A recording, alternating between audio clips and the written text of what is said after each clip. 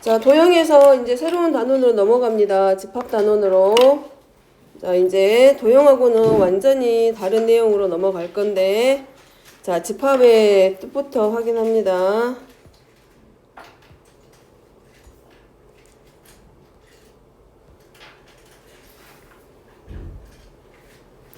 자, 먼저 집합의 뜻부터 쓸 건데, 여기 써져 있는 문장은 여러 개가 있어. 첫 번째는 우리가 적어야 될 게, 자, 집합이라는 걸 새로운 단어는 새로운 말을 배우게 됐는데, 자, 집합이 어떤 뜻인지부터 알아야 되니까 정의부터 먼저 확인하고 책 덮으라고. 자, 정의하고 그 다음에 그 집합이라는 단원에서 쓰게 되는 용어들부터 먼저 확인합니다. 자, 첫 번째 적어보면 집합부터 적읍니다. 자, 집합이라고 하는 것은 완전히 우리가 지금까지 배웠던 수학의 내용하고 새로운 생소한 단어야, 지금. 그럼 이 집합의 의미는 뭘 보고 집합이라고 하냐면, 먼저 개념부터 적어놓고 보면, 정의부터 적으면, 자, 객관적인 기준에 따라서,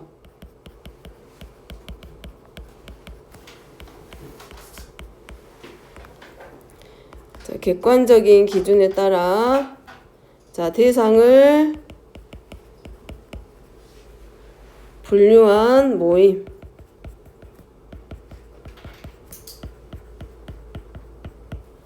자, 여기서 중요한 말은 여기야. 이 부분. 자, 객관적인 기준이라는 거. 그리고 모임이라는 말. 다시 말하면 이 집합이라는 용어는 뭘 말하냐면 기준이 명확한 대상들의 모임이야. 그래서 기준이 없는 것들을 모아놓지는 않고, 여기서 객관적이라고 하는 말은 무슨 말이냐면 10명한테 어떤 질문을 던졌을 때 똑같은 대답을 하는 거야. 예를 들어서 무지개 색깔은 몇 가지야? 그럼 우리가 전부 다 뭐라 해? 빨주노초 파는 뭐 7가지라고 말하잖아. 그 다음에 우리 반에서 A형 혈액형의 A형 사람 손들어 그러면 다 똑같이 들 거 아니야. 누가 누구 A형이 뭐고 B형이 뭔지 아니까. 그런 기준이 명확한 대상들을 모아놓은 것들을 우리가 뭐라고 하냐면 집합이다라고 해. 그래서 기준이 명확하지 않으면, 그러면 무슨 말이냐면 100명한테 물어봤는데 다 다르게 대답이 나와. 그러면 그런 말들은, 그런 것들은 기준이 명확하지 않기 때문에 그런 것들은 집합이 된다 안 된다? 안 된다라는 얘기야. 그래서 예를 들어서 또 키가 큰 사람, 우리 반에서 키가 큰 사람들을 모여 이래. 키가 큰 사람들의 모임이야. 근데 그 키가 크다라는 말에 기준이 없어. 근데 그 말을 다시 바꿔서 키가 170 이상인 사람들을 모여. 그러면 그거는 집합이 돼. 170이라는 숫자가 기준이 되기 때문에 그런 것들의 대상들을 모아놓은 것들은 집합이라고 하지만, 그런 기준이 명확하지 않은 것들은 대상이 있더라도 그런 것들을 모아놓은 것들은 집합이 될 수 없다라는 것. 자, 그렇게 구분합니다. 자, 그러면 집합 A라고 되어 있는데, 이 집합을 표시할 때, 집합을 표현할 때 우리는 가집합, 나집합이라고 안 해. 집합에서는 우리가 영어의 영문에 첫 글 알파벳의 대문자를 따가지고 와서 A집합, B집합, C집합 이렇게 하거나 PQ라고 표현을 하고, 그 다음에 그 집합의 대상들을 영문으로 표현할 때는 가능하면 소문자로 표현. 그 다음에 이제 숫자라던가 영문이거나 뭐 이럴 때는 알파벳의 순서대로, 아니면 숫자의 크기가 작은 순서대로 나열할 거야. 그래서 자, 두 번째, 그러면 여기 봤지? 뭐라고 나왔냐면 대상이라는 게 하는 것들이 있어. 그럼 이 대상이 뭐냐면 이 집합을 이루고 있는 대상들 하나하나를 뭐라고 하냐면 앞으로는 원소라고 할 거야. 집합이 있으니까 아까 질문했던 것처럼 무지개 색깔을 말하라고 했을 때 빨주, 노초, 파남보 했으면 그 모임 안에 들어가는 대상들 하나를 이제는 뭐라고 한다? 원소라고 해. 그래서 적어보면 두 번째는, 자, 여기 집합 먼저 표현하면 집합은 A집합, 그 다음에 집합을 모양은 이렇게 뭐냐면 우리가 알고 있는 중괄호의 형태로 나타낼 거야. 그러면 요 안에 들어가는 하나하나 대상들이 있을 거 아니야? 자, 요렇게 대상들이 들어갈 거야. 그러면 자, 여기에 들어가는 이 대상들 하나하나를 뭐라고 하냐면 원소라고 합니다.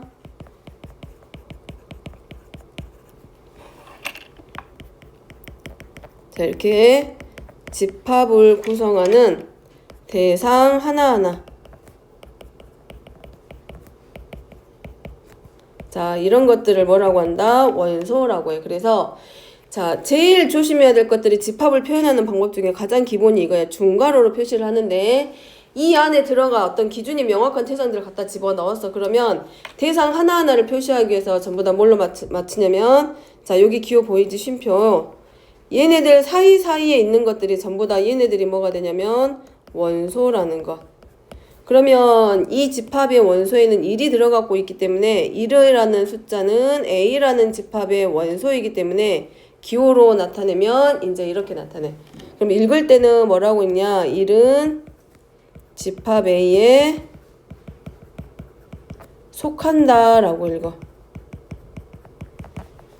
자, 그럼 만약에 7이라는 숫자는 A라는 집합의 원소야 아니야? 저 A라는 집합을 기준으로 봤을 때는 아니지. 그럼 이렇게 읽겠지. 7은 A 집합에 속하지 않는다. 그래서 자, 집합에 속하지 않는다.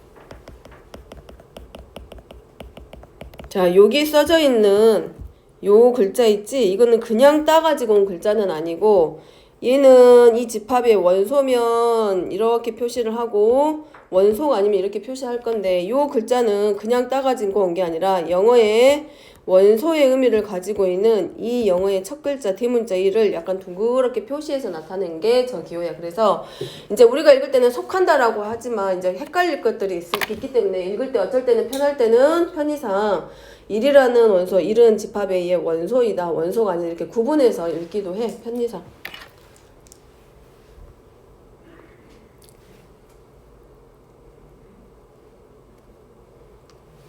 자, 집합을 표현하는 가장 첫 번째 방법은 방금 말했던 것처럼 중괄호로 표시합니다.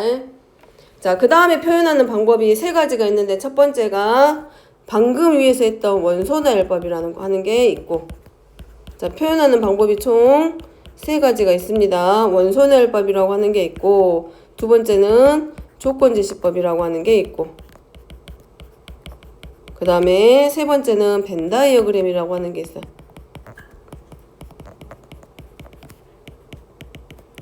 그럼 여기서 벤은 다른 건 아니고 사람 이름이야. 벤이라고 하는 사람이 집합을 표현하는 방법을 하나 표현했기 때문에 그림으로 나타내는 방법을 벤 다이어그램이다 라고. 자, 원소나열법은 말 그대로 이 집합 안에 원소를 하나씩 풀어서 써놓은 게 바로 원소나열법. 이런 것들. A는 자 2, 4, 6, 8, 10 이렇게. 그 다음에 점과 점 사이에 있는 것들은 전부 다 원소들. 자, 이렇게 점과 점 사이에 있는 이런 대상 하나하나들은 전부 다 뭐가 된다? 원소.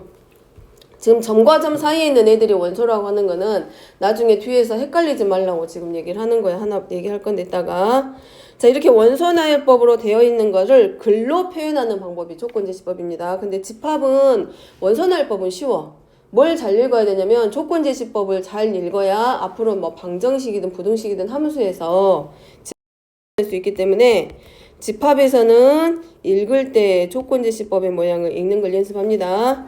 자, 일단 써보면 x바 하고 읽을 때 x바로 읽고 x는 10 이하에 지금 1번의 원소나열법으로 표현되어 있는 것들을 가져다가 지금 조건제시법 글로 표현해.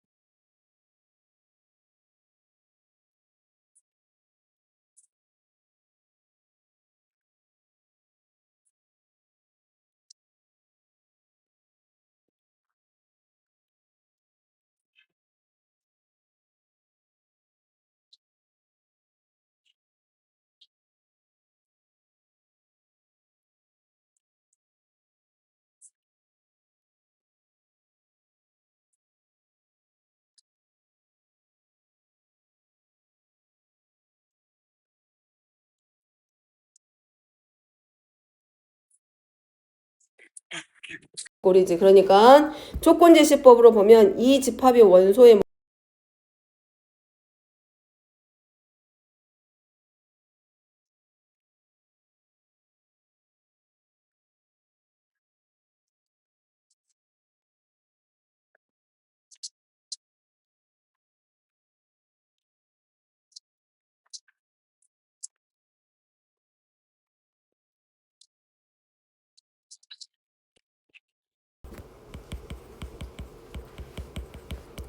자, 유한집합은 방금 얘기했던 것처럼 뭐라고 되냐면 개수에 따라서 분류한다 그랬어. 그래서 원소의 개수를 셀 수 있으면 유한집합이라 그래.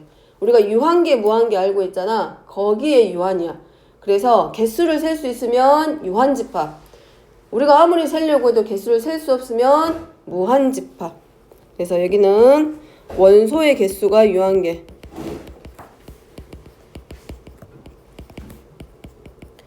원소의 개수가 유한계인 집합을 유한집합이라고 하는데 다른 말로 하면은 개수를 셀 수 있을 때 이 집합의 원소가 몇 개야? 라고 했을 때 한 개야, 두 개야, 세 개야, 다섯 개야 말할 수 있으면 유한집합. 두 번째는 무한집합입니다. 원소의 개수가 무한계.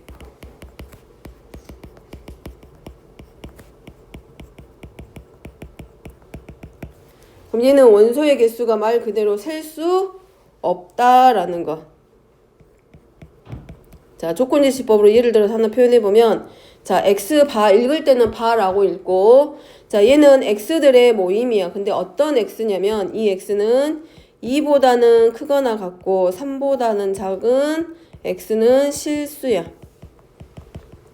그럼 실수는 우리가 셀 수 있어 없어? 없어.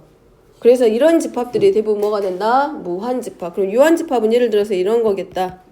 자, x들의 모임인데 어떤 x냐? 뭐 24에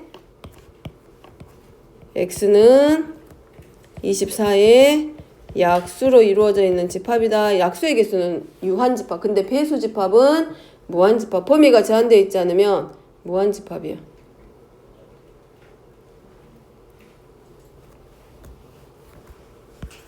자, 세 번째 특이한 집합이 하나 나옵니다. 공집합이라고 하는 게 나와.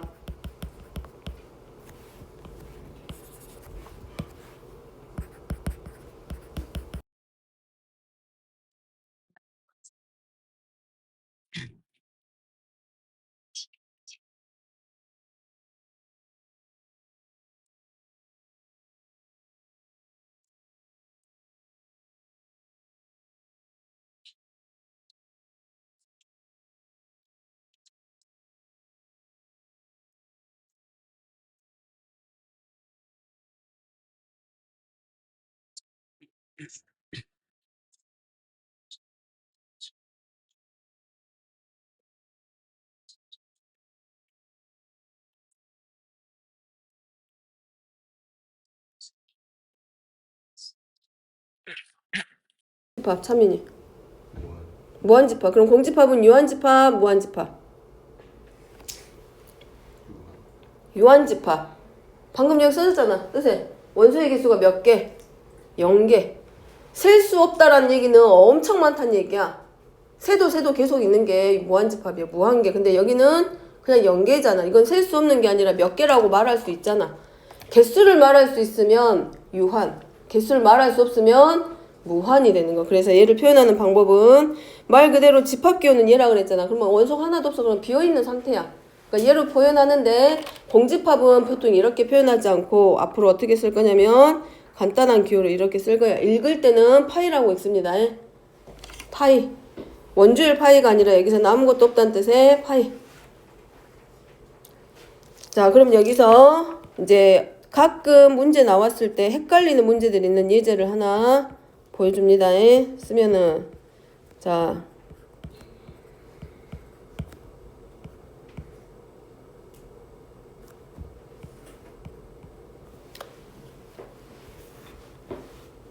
자, 얘는 A라는 집합이야. 자, 이 집합의 원소의 개수 몇 개인 것 같아? 몇 개?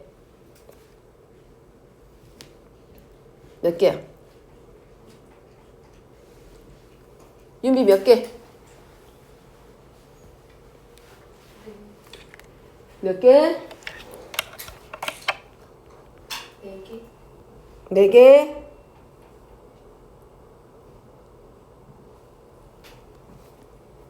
찬민이 몇 개?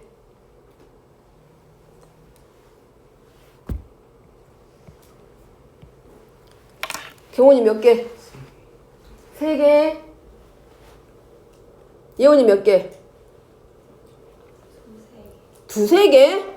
그런 게 어딨어. 정확하게 말해야지. 2-3개 이런 거 없어. 집합에서는. 3개? 몇 개? 연욱이? 3개. 혜연이 몇 개? 4개?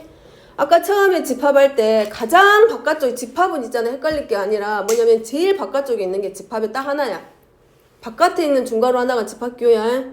그리고 뭐라 했어? 이 집합 안에 들어가는 대상들 사이에 반드시 뭐가 있다? 점이 있다 그랬지. 점과 점 사이가 뭐가 된다? 원소라고 그랬어. 그럼 점과 점 사이에 뭐가 들었어? 얘도 있지. 점과 점 사이에 얘 있지. 얘 있지. 얘 있지. 얘 있지. 그러니까 몇 개야? 4개. 4개. 이 집합의 원소의 개수는 4개야. 다시 말하면 얘 때문에 헷갈리지 말란 얘기야. 얘가 혼자 있을 때는 공집합이야. 그냥 집합이야. 근데 가장 바깥쪽에 있는 큰 집합의 기호는 얘라 그랬잖아. 이 집합기호 안에 들어가 버린 애들은 모양이 집합처럼 생겼을지라도 그건 전부 다 뭐가 돼? 원소야. 그러니까 얘는 이런 얘하고 모양 공집합의 기호하고 똑같은 모양을 하고는 있지만 집합기호 안에 들어가 버렸기 때문에 그냥 얘는 원소로밖에는 그냥 안 돼.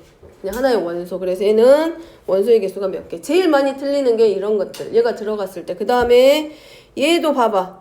보이기에는 집합처럼 보이지. 근데 가장 대표되는 이 집합기호 안에 이미 들어가 버려서 얘네들 사이에 끼워져 있잖아 지금. 그러니까 얘도 그냥 하나의 원소일 뿐이야. 근데 얘가 집합이 되고 싶으면 얘가 원소가 아니라 집합이 되고 싶으면 정확하게 하면 얘를 이렇게 바깥쪽으로 한 번 더 씌워주면 얘가 이제 뭐가 돼? 원소. 다시 말하면 얘가 그냥 혼자 이렇게 있으면 그냥 1이라는 원소를 가진 집합이야. 근데 얘가 집합기호 안에 다시 들어가 버렸을 때는 그냥 뭐가 된다고? 원소일 뿐이야. 됐죠? 자, 그러면 원소의 개수를 우리가 이제 읽을 건데 얘는 뭐라고 읽냐? 자, 얘 원소의 개수는 그럼 몇 개라고 읽으면 된다? 집합 A의 원소의 개수는 몇 개라고 읽으면 돼? 4개라고 해. 그럼 방금 자, 뭘 적었어? n이라고 하는 게 적어졌잖아. 지금 여기에 없어, 이 내용이. 그래서 지금 적는 거야. 그래서 자, 얘는 이 기호가 나오면 뭘 말한다? 집합 A의 원소의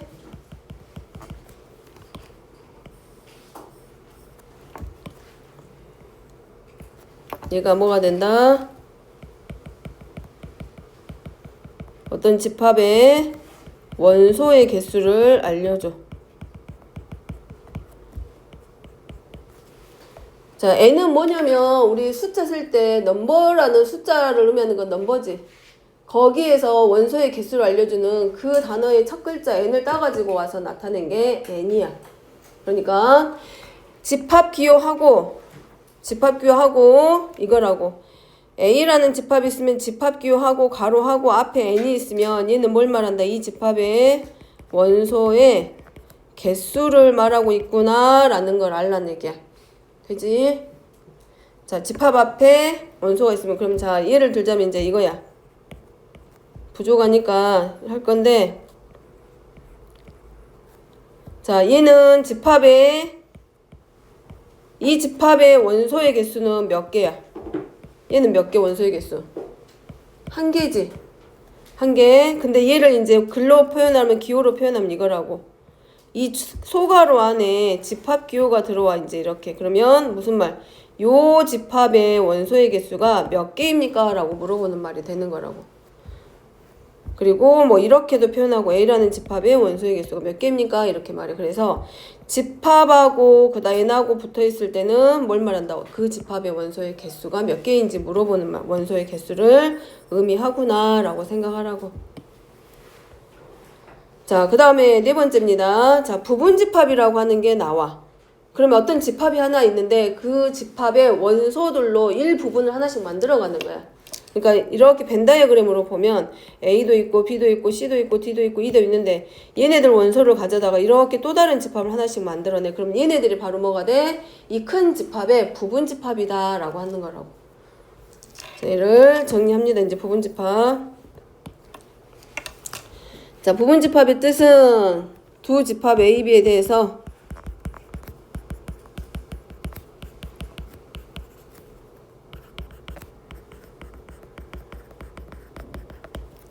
자, A의 임의의 원소 X가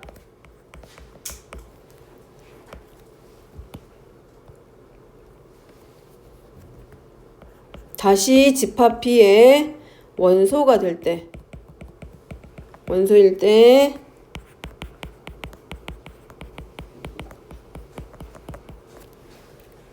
집합 A는 집합 B의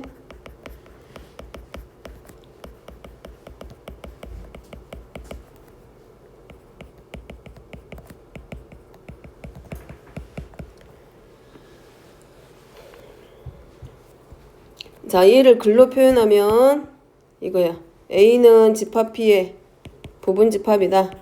A는 B의 부분집합이다.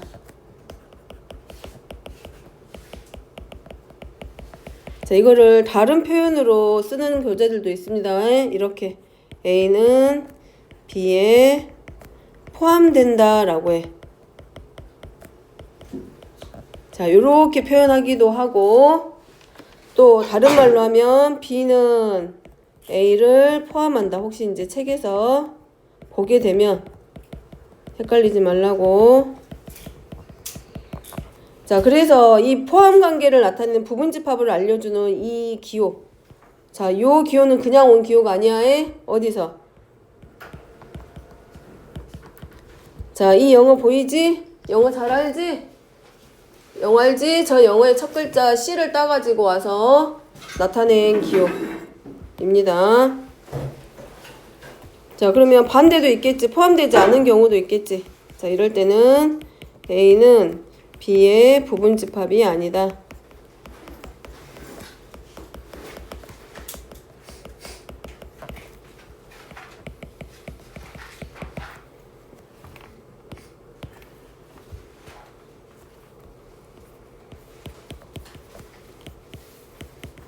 A는 B에 포함되지 않는다. 자, 그럼 우리가 부분집합을 앞으로 만들 건데 방금 말했던 개념에서 보듯이 뭐라고 되냐면 집합 A의 임의의 원소가 집합 B의 원소일 때 부분집합이 되는 거라 했어. 그러면 부분집합을 만들 때 어떻게 하면 돼? 어떤 집합이 하나 주어져 있으면 그 집합 안에 있는 원소들로만 만들어져 있을 때 부분집합이 되는 거지, 그 집합 B라는 집합 안에 있는 원소가 아닌 다른 것들 가지고는 부분집합을 이룰 수 있다 없다? 없다. 자, 이런 거 벤 다이어그램 상으로 보면 이겁니다. 포함하면 지금 여기서는 A가 B의 부분집합이니까 집합 B가 있으면 A는 B의 부분집합이 돼야 되기 때문에 이렇게 됐을 때 A가 B의 부분집합 포함된다 라고 해. 그러니까 결국은 집합 P의 원소만 뭐가 된다? 집합 P의 원소들로만 이루어져 있을 때 바로 뭐가 된다? 포함된다. 즉 부분집합으로 만들 수 있다. 이렇게. 자, A라는 집합의 원소는 1하고 2야. 자, 집합 P는 1, 2, 3, 4야. 그 다음에 집합 C는 1, 3, 5. 자, 그러면 A는 B의 부분집합이다. 이거 성립한다 안 한다? 이거 맞아 틀려? 맞지? 집합 A의 임의의 원소라고 했기 때문에 저 임의의 원소란 얘기는 모든 원소야. 어떤 하나가 아니라 여기서 말하는 임의의 원소라는 얘기는 집합 A의 모든 원소야. 모든 원소. 모든 원소. 그러니까 A는 B의 부분집합이 된다 안 된다? 되지? 1하고 2를 B가 다 가지고 있잖아. A 집합에 있는 원소 1하고 2가 집합 P의 원소도 되잖아. 되지? 그럼 집합 C는 B의 부분집합이다 아니다? C는 B의 부분집합이다 아니다? 아니다. 1밖에 안 되지. 임의의 원소라고 했기 때문에 모든 원소들이어야 돼. 반대로 다르게 말하면 B는 A의 부분집합이다. 요거는 맞아 틀려? 맞아 틀려? 이걸 생각해. 그러니까 느낌으로 하는 게 아니라 개념으로 봐야 돼. 집합은. B는 A의 부분집합이다 아니다? 아니야. 모든 원소라고 했는데 1과 2는 A에 속하지만 3하고 4는 집합 A의 원소에 못 들어가잖아. 그래서 안 돼. 그럼 부분집합으로 표현하면 이거야 이제. 이걸 벤 다이어그램으로 표현하면 1하고 2가 있고 3하고 4는 여기 있겠지. 그래서 부분집합을 만들 때는 항상 뭘로? 어떤 집합의 부분집합이 되게 만들려면 그 집합 안에 있는 원소들로만 이루어져 있어야 된다라는 거.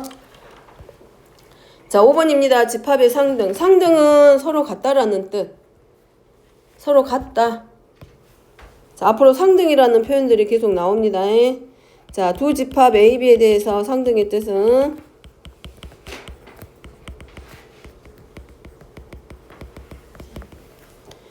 자, 두 개의 집합 A하고 B가 있을 때 A가 B의 부분집합이 되어야 하고 B가 A의 부분집합이면 자, 두 집합 A, B는 서로 같다. 그리고 얘를 표현을 하면 기호로는 A하고 B가 서로 같다. 그러니까 둘이 서로 포함관계가 성립한다라는 말은 단순히 이제 원소의 개수도 서로 같아야 되고 그 집합을 이루고 있는 대상들의 모양도 같았을 때 집합은 서로 같대. 다시 말하면 A라는 집합하고 B라는 집합의 원소의 개수가 다 같아. 그러면 A하고 B가 같다. 이거 성립할까 안 할까? 이거 맞을까 틀릴까? 만약에 A 집합의 원소의 개수가 2개야. 중요한 거 하고 있다 지금이. 앞으로 집합 모르면 이 다음 단원 2개 단원이 다 망하는 거야. 엉망진창돼. 자, A라고 B집합의 원소의 개수가 둘 다 2개야. 그러면 예를 들어서 A집합은 원소가 얘하고 얘야. B집합은 A하고 B야. 그럼 어쨌든 원소의 개수 2개인 건 맞지. 근데 그렇다고 해서 이 집합을 이루고 있는 대상들은 서로 다르잖아. 지금 기준도 다르고. 그렇기 때문에 얘네들은 서로 같다고 할 수 없다고. 근데 반대로 A하고 서로 B가 서로 같아. 그럼 당연하겠지. A집합도 2하고 2고 B집합도 2하고 2로 이루어져 있으면 당연히 원소의 개수는 당연히 서로 같다라는 거. 자, 그 차이점입니다. 그래서 원소의 개수가 같다고 해서 집합이 같은 게 아니라 뭐라고 돼 있냐면 처음에 두 개의 원소가 서로 포함관계에 성립해야 돼. A가 B에도 포함돼야 되고 B도 A에 포함됐을 때 그럴 때 뭐라고 한다. 두 집합이 서로 같다.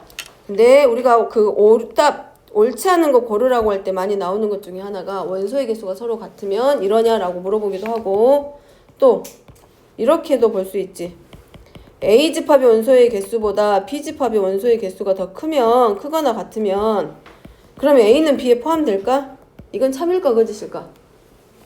이것도 거짓이야. 원소의 개수가 더 크다고 해서 많다고 해서 꼭 포함되는 건 아니지. A집합의 원소는 2개니까 1하고 쳐. 근데 B집합의 원소는 이렇게 될 수 있잖아. 1, 3, 5 이렇게 될 수도 있잖아. 그래서 크기상으로 개수상으로는 크거나 같을지는 몰라도 이 정의에 의해서 서로 부분집합, 즉 포함관계가 성립하지는 않는다고. 자, 이런 거는 간단해. 기억, 니은, 디귿 해가지고 옳은 것과 옳지 않은 거 고를 때 나오는 문장들이니까 눈에 익혀놓고. 자, 그럼 여기 두 번째. 자, 두 번째는 누가 나오냐면 진부분집합에 대해서 나옵니다.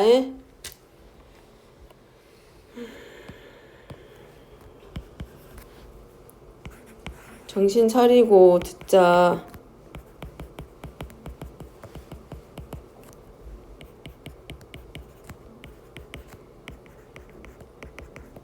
자, 두 집합 A, B에 대해서 A가 B의 부분집합이면서 A하고 B가 서로 다를 때 이때 집합 A를 뭐라고 한다? B의 부분집합이다 라고 읽어.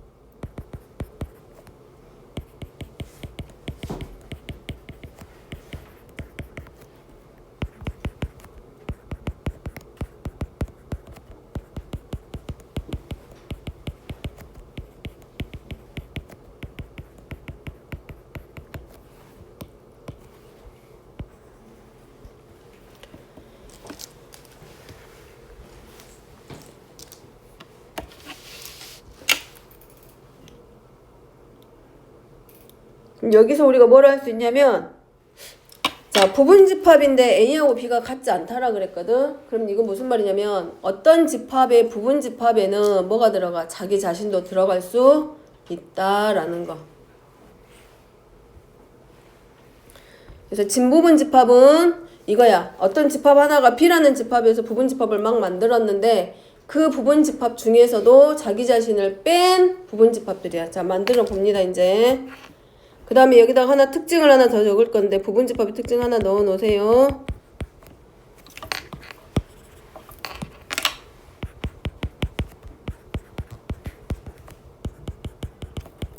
그래서 집합의 성질 중에 하나가 모든 집합은 공집합과 누구를 자기 자신을 부분집합으로 갖습니다.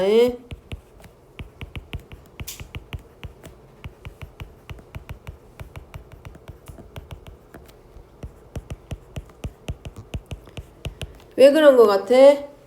자기 자신을 부분집합으로 갖는 이유는 A집합에 있는 모든 원소가 집합 B의 원소이면 A가 B에 포함된다 그랬어. 뭐 같을 수도 있겠지. 그래서 모든 집합은 부분집합을 자기 자신으로 가지고 공집합도 부분집합으로 가질 수 있어. 그래서 만들어 보면 자, A라는 집합에 원소가 1하고 2가 있어. 그럼 이 집합의 부분집합을 만들 거야. 자, 얘의 부분집합을 만들면 뭐라고 되냐면 공집합과 자기 자신을 항상 가지기 때문에 부분집합을 만들 때는 공집합부터 시작을 해. 그리고 마지막에는 어디서 끝내야 돼? 자기 자신에서 끝나는 거야. 그리고 이 집합에 있는 원소들로 만들어. 그러면 얘는 집합 A는 이 집합 원소가 몇 개? 몇 개? 2개. 그러면 원소 몇 개짜리? 원소 하나도 없는 경우도 만들 수 있고 그 다음에 원소 1개짜리. 이렇게 집합 만드는 거지. 그리고 이 집합의 원소는 2개가 최대이기 때문에 자기 자신까지밖에 못 오지. 그래서 모든 부분집합을 만들 때는 집합은 부분집합을 만들 때 어디서부터? 공집합부터 시작해서 막 두서없이 이리 갔다 저리 갔다 하는 게 아니라 그러다 보면 부분집합이 1개가 빠지고 2개가 빠질 수도 있거든. 그래서 모든 집합은 부분집합을 만들 때 출발점은 공집합부터 시작을 해. 그 다음에 원소가 1개짜리일 때, 원소가 2개짜리일 때, 원소가 3개짜리일 때, 그리고 마지막엔 항상 누가 나와야 돼? 자기 자신이 나와야 돼. 그리고 진부분집합 쓰라고 하면 공집합부터 나열하고 마지막에 자기 자신을 빼고 나열하면 되지.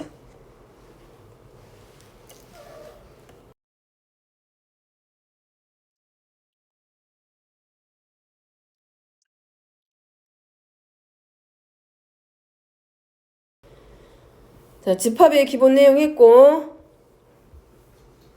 자, 6번째, 자, 전체 집합, 이제 집합의 종류입니다. 이제 여기는 집합의 종류라기보다도 집합의 연산이야. 우리가 숫자들은 더하기, 빼기, 곱하기, 나누기, 사칙 연산이라는 걸 하잖아. 근데 집합도 자기들끼리 연산이라는 걸 해. 그래서 자기들끼리 빼고, 더하고, 곱하는 것처럼 하는 애들이 있어. 그걸 집합의 연산이라고 하면 비교 대상들이 있어야 될 거 아니야? 그럼 거기에 이제 필요한 것들이 들어갈 건데 집합의 연산을 할 때 필요한 것들이 있는데 자, 전체 집합이라는 걸 봅니다. 자, 전체 집합이라고 하는 게 뭐냐? 어떤 대상들을 모아놨을 때 그 대상이 다 들어갈 수 있는 집합이야. 굉장히 큰 집합. 자, 본체 집합 뜻부터 적어 봅니다.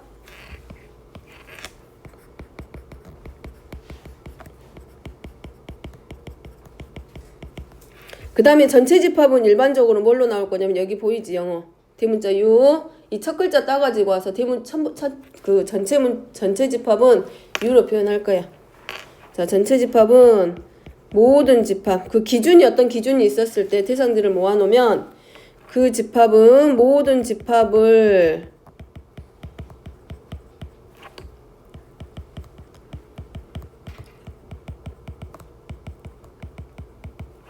집합으로 갖는 집합.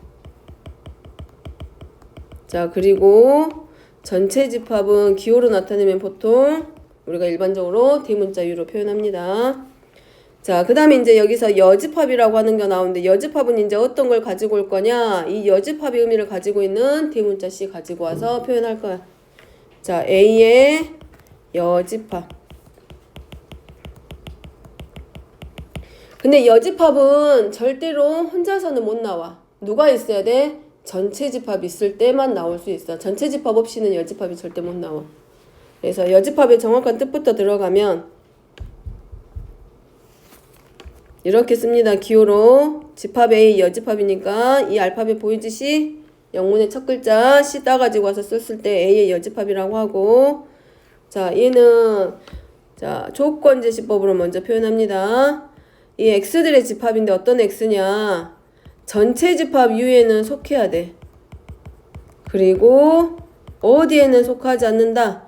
A라는 집합에 속하지 않는다. 그러니까 A의 여집합 그러면 집합 A에 속하지 않는 원소들만 모아놓은 집합이 A의 여집합.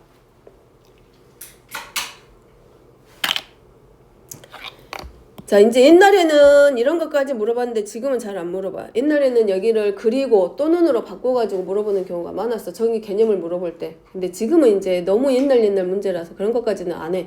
왜냐면 이건 다 알거든. 옛날에는 집합이 중학교 1학년 때 나왔어. 1학년 때.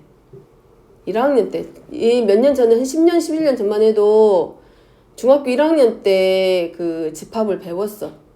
근데 진짜 많이 올라갔지. 너무 못하니까 어려워하니까 그냥 올려버린 거야 고등학교로. 그래가지고 중학교 1학년 때 집합을 배우고 함수를 배우고 그랬는데 너무 어려워해가지고 아무리 해도 못하니까 너무 힘들어하니까 그냥 교육과정에서 고등학교로 땡겨 올려버린 거야 그냥.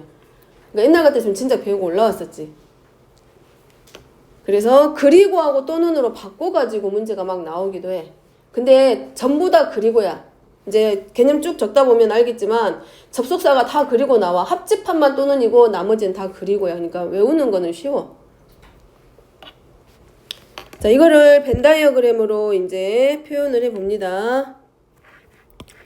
여집합은 말했잖아. 전체 집합 없이는 나올 수가 없다고. 그렇지? 그래서 이 여집합을 표현하기 위해서는 먼저 전체 집합부터 표현.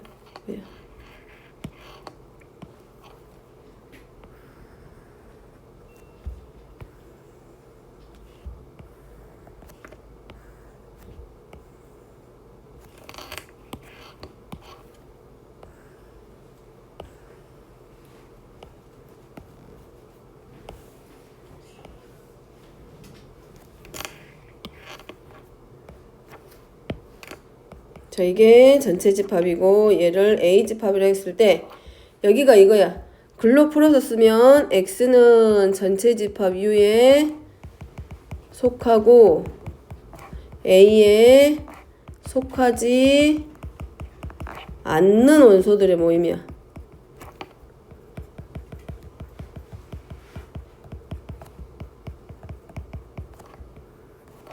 자, 그렇기 때문에 A라는 집합이 있으면 어디 쪽이 A의 여집합이다? 얘네들이야. 자, 여기. 어렵지 않아. 개념만 이해하면, 글만 이해하면 어렵진 않아. 자, 요 자리가 지금 누가 된다? A의 여집합의 자리야. 이 자리가. 그럼 이제 여기서 여집합의 성질이 하나씩 나올 건데, 자, A의 여집합은 그럼 어디가 되겠다? A의 여집합의 여집합은 어딜까? 여집합의 여집합은 누가 돼? 그러지. A의 여집합은 여기였을 거 아니야. 그지? 근데 이것의 여집합이니까 여기에 속하지 A의 여집합에 속하지 않는 거니까 반대로 누가 돼? 다시 A로 돌아오겠지. 그래서 얘는 A하고 똑같고, 자, 그 다음에 자, 전체 집합 U의 여집합은 뭐냐면 이 전체 집합 안에 못 들어온 애들이야. 그러니까 얘만 뭐가 돼? 공집합이야. 반대로 공집합이 여집합은 누가 되냐면 전체 집합이고. 그러니까 전체 집합만 있고 다른 건 아무것도 없다고 생각을 해야 돼. 집합에서는.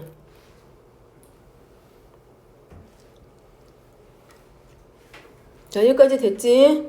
자, 넘어갑니다. 이제 합집합입니다. 합집합은 우리가 사칙 연산에서는 어떤 의미하고 똑같냐면 덧셈의 연산하고 좀 의미가 비슷해. 합집합은 그냥 두 개의 집합이 있으면 걔네들 두 개가 됐든 세 개가 됐든 네 개가 됐든 합집합은 그냥 걔네들 다 섞어놓은 거야. 대신에 우리 경우의 수에서 배웠던 거 있지. 모든 사건의 경우의 수는 다 적대. 중복되는 경우의 수는 몇 번만 적으라 그래? 한 번만. 그러니까 얘도 마찬가지야. 합집합이면 다 갖다 쓸 거야. 뭐 집합이 100개 있어도 똑같아. 그 집합에 있는 모임, 숫자들이든 원소들 하나도 빠짐없이 다 갖다 쓰되 같은 원소는 몇 번만 쓴다? 한 번만 표현하는 게 합집합. 자, 이거를 이제 조건제시법으로 먼저 나타냅니다.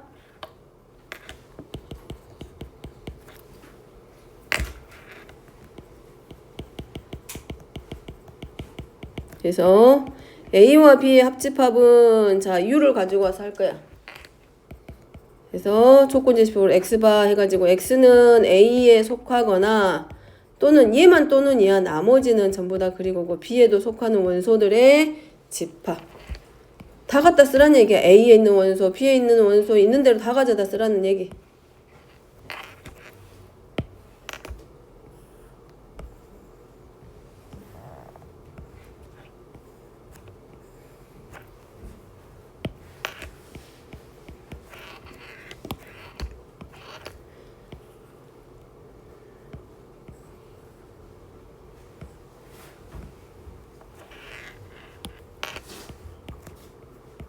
그래가지고 색칠하면 여기야 이제. 색이면 요 자리. 자, 여기가 바로 뭐가 되냐면 A와 B의 합집합 자리.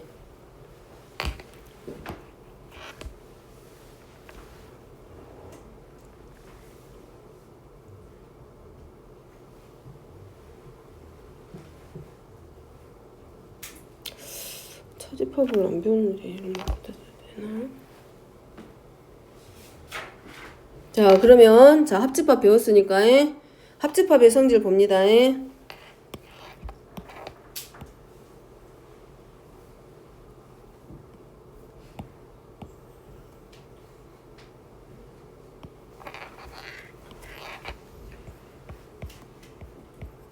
자, 누가 부분집합이야? B가 A의 부분집합일 때네.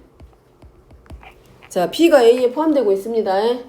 그러면 A하고 B의 합집합은 누가 될까?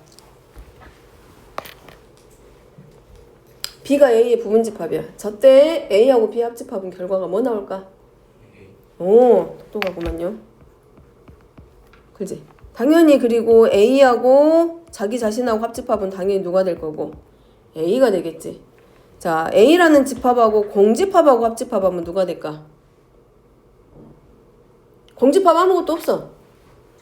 A. 자, A라는 집합하고 전체 집합 U하고 합집합하면 누가 될까? 이 그림 봤을 때, 벤다이그램 큰 거 봤을 때, 전체 집합 나와 있는 거 봤을 때 A라는 집합과 전체 집합하고 합집합하면 U가 되겠지.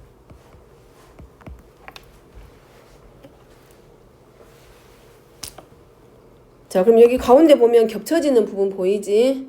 보이지? 이따가 이제 그림 더 깊게 들어가는 그림은 이따 다시 보기로 하고. 자, 이제 넘어가도 될까? 자, 그럼 교집합입니다. 교집합은 사칙 연산으로 보면 곱셈 같은 거야. 그냥 이제 교집합은 조금 다른데 합집합은 다 합쳐놨다라고 생각하면 되는데, 교집합은 공통된 원소들만 모아놓을 거야. 몇 개가 되는지 100개가 되든 1000개가 되든 교집합의 기호가 나왔을 땐 서로 뭐 했을 때 공통인 원소들의 모임. 그래서 교집합.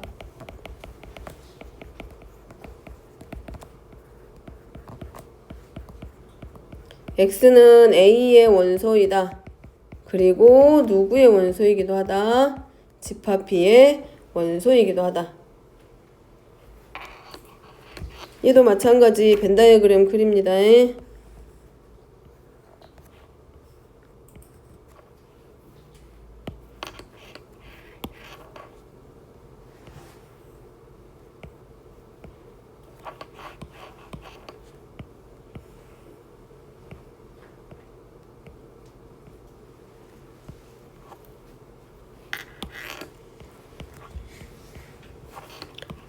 자, 교집합 자리는 공통 부분이라 했지. 여기야. 자, 이 자리가 바로 교집합에 해당하는 자리. 얘도 마찬가지지. 그러니까 여기도 여기 뭐라고 되어 있고 그리고라고 되어 있고. 자, 그럼 얘도 마찬가지. 그럼 이거 보고 할까? 이 그림 보고 생각해. 위쪽에 있는 그림, 여기 그림 있지? 이거 포함관계 있는 그림 보고 하면 돼. 보이지? 자, B가 A의 부분집합일 때, B가 A에 포함될 때 A하고 B의 교집합의 원소, 교집합하면 뭐 나온다 이제? B. 그래서 우리가 뭘 찾아야 되냐면 이렇게 보여주고 결과를 찾는 거는 쉬워. 근데 문제는 저걸 주고 찾는 게 아니라 반대로 물어봐. 뭐라고 물어보냐면 이렇게 물어봐. A하고 B하고 교집합일 때 B라면 얘네들의 관계가 뭐냐고 물어보는 거야. 그래서 합집합은 결과가 뭐가 돼? 더 큰 집합 나와. 밖에 있는 집합이 되고 교집합은 안에 있는 집합이 나오게 되는 거라고. 그래서 얘네들을 봤을 때 두 개의 집합을 연산했는데 둘 중에 하나가 나왔다는 얘기는 교집합했을 때 하나가 나왔다는 얘기는 작은 집합이 들어가는 거지. 밖에 있는 함수 집합이 아니라 안에 있는 함수다라고 생각하면 되고, 합집합했을 때 두 집합 중에 하나가 결과가 나왔으면 걔가 더 큰 집합, 바깥쪽에 있는 집합이구나 라는 걸 생각하고 포함관계를 읽어내야 된다고. 그걸 읽어내가지고 이제 문제 적용시킬 거기 때문에 기본 개념하고 성질들은 이해도 하고 외울 수 있는 것들은 외워놓는 게 집합은 좋아. 그러니까 그동안 했던 도형이라던가 뭐 함수라던가 복잡한 식으로 푸는 단원이 아니야. 여기는 그림으로도 풀고 계산으로도 푸는데 그림으로 풀었을 때 더 쉽게 풀리는 단원이 여기는 집합 단원이라는 거야. 자, 그 다음에 자, A하고 공집합하고 그럼 교집합하면 뭐 나올까? 공집합 나온 거지. 서로 공통된 게 하나도 없겠지. 그 다음에 A하고 전체 집합하고 교집합하면 누가 나오고? A가 나올 거고. 근데 여기 보면 특이한 게 하나 있지. 서로서라는 거. 우리 서로서 배웠지? 이미 자연수에서 한번 배우고 왔어. 중학교 1학년 때. 서로서의 뜻이 뭐였다?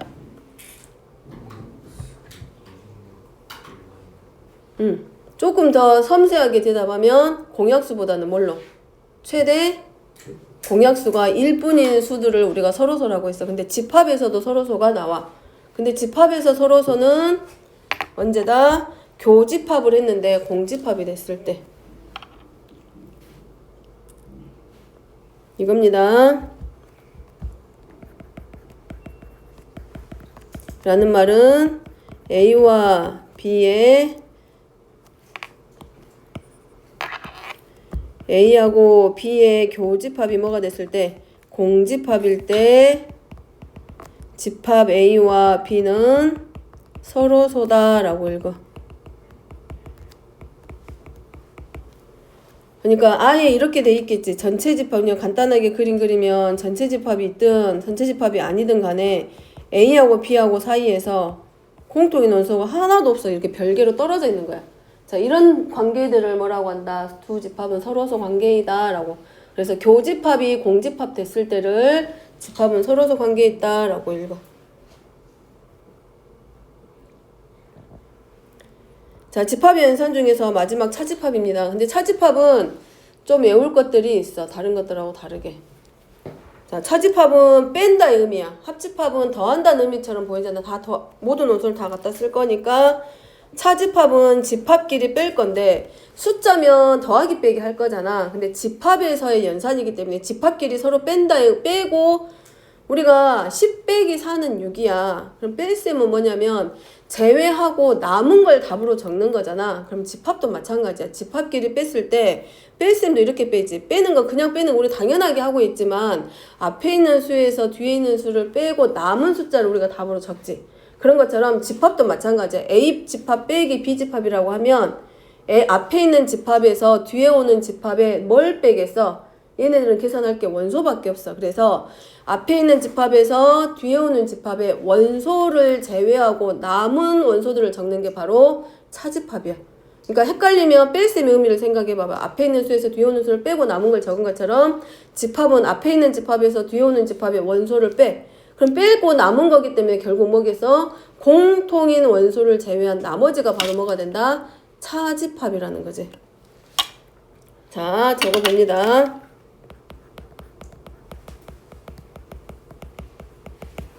자, 차집합은 두 집합이니까 두 집합의 대표로 A하고 B를 했을 때 A 집합에서 B 집합을 뺀다야. A차 B는 X반대. 자, 누구들의 집합이다. X가 A의 원소이기는 해. 그리고 어디의 원소에 속하지 않는다. 집합 B에 속하지 않는 원소들의 모임이다.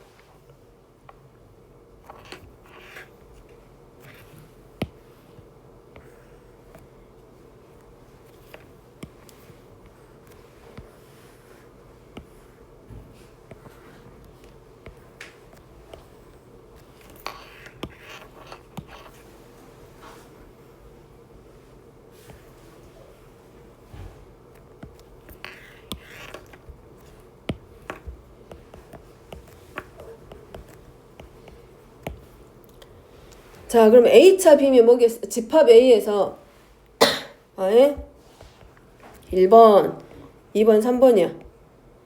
자, 그럼 이 그림상에서는 A차 집합 B 하면은 누가 남을까? 1번, 2번, 3번에서 A 집합에서 B 집합의 원소를 뺀 남은 걸 적어야 돼. 그러지, 1번이지. 그럼 여기지 안 얘기지. 이 자리가 바로 A차 B야. 그러면 뭐라고 읽어? 우리가 보통 순수하게 A에만 속하는 원소들을 쓰란 얘기야. A 집합에만 있는 원소들을 A하고 집합 B하고 비교했을 때 둘 사이에서 A 집합에만 있는 원소들만 나타내는 게 바로 차집합. 뒤에가 있구나. 그래서 다른 말로 우리가 보통 표현할 때 이렇게 표현하기도 한다고. A에만 집합 A에만 속하는 원소들의 모임.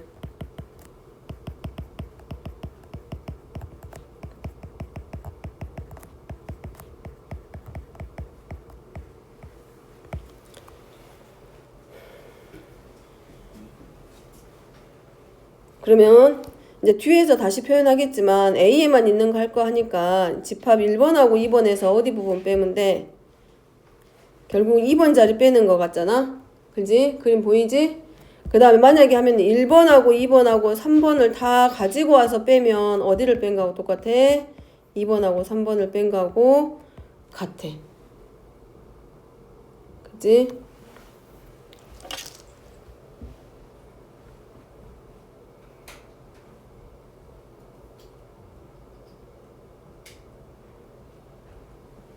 등으로 가면 뒤에 나오구나. 자, 그래서 A차 집합 P의 가장 대표적으로 같은 모양을 뭐라고 하냐면 A차 B는 A 교집합 P의 여집합하고도 서로 같다라고 해. 자, 이거를 벤 다이어그램으로 표현을 해보면 앞으로 많이 쓸 건데 간단한 그림의 모양으로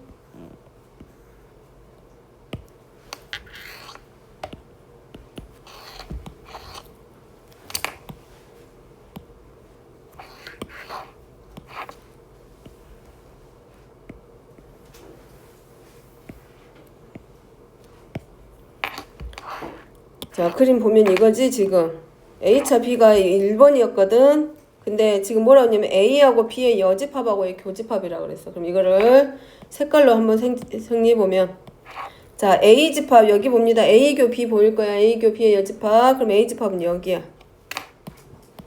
A 집합은 색칠해보면 여기야. 자, B의 여집합 색칠합니다. 여기가 A야.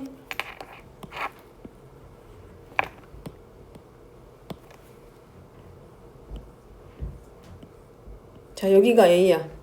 자, B의 여집합 색칠합니다. B의 여집합이면 B에 속하지 않는 부분이니까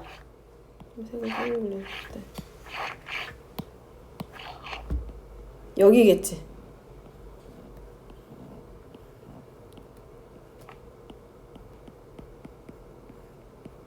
이런 자리가 바로 B의 여집합 자리겠지. 근데 얘네들끼리 뭐라 했어? 교집합하라고 그랬잖아. 그럼 공통인데지. 그럼 결국 남은 데가 어디야? 여기지, 여기. 빨강색하고 파란색이 두 번 색칠된 데가 바로 A교 B의 여집합 자리지. 그럼 결과가 서로 같아. 그래서 A 차집합 B는 A하고 B의 여집합을 교집합한 것과 서로 같다라고 해. 기억합니다.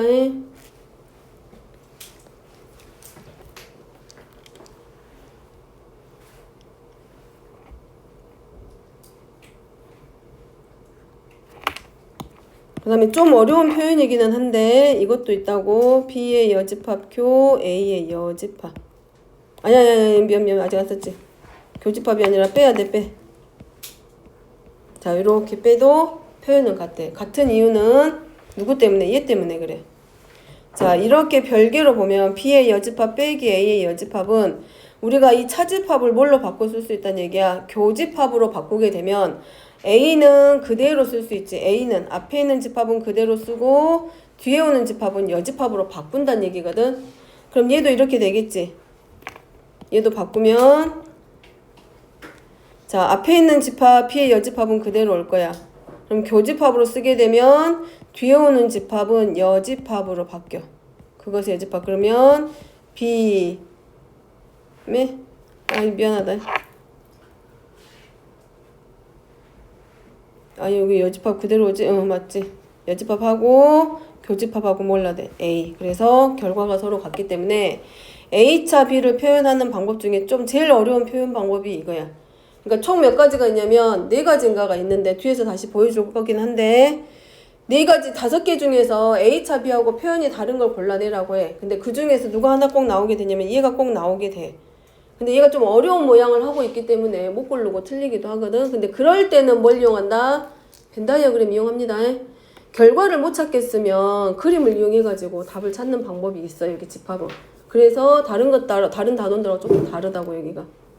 그치?